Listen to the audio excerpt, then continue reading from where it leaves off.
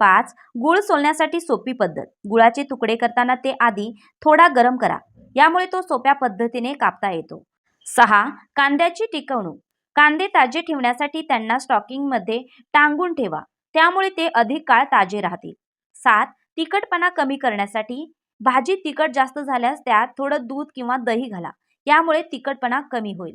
8. मुळ्याचा कडवटपणा कमी करण्यासाठी मुळ्याचे तुकडे पाण्यात मीठ घालून काही वेळ ठेवा, नंतर स्वच्छ धुवा, त्यामुळे मुळ्याचा कडवटपणा कमी होतो. 9. भेंडी चिकट होणार नाही यासाठी भेंडी कापण्यापूर्वी ती पूर्णपणे कोरडी असावी. तसंच भेंडीला तळताना त्यात थोडं लिंबाचा रस घाला, यामुळे ती चिकट होणार नाही.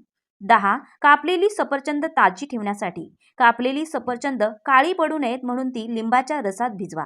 11. भात जास्त शिजला तर भात जास्त शिजल्यास तो फ्रीजमध्ये ठेवा आणि नंतर त्यात थोडं तेल किंवा तूप घालून परता, त्यामुळे भाताचा चिकटपणा कमी होईल.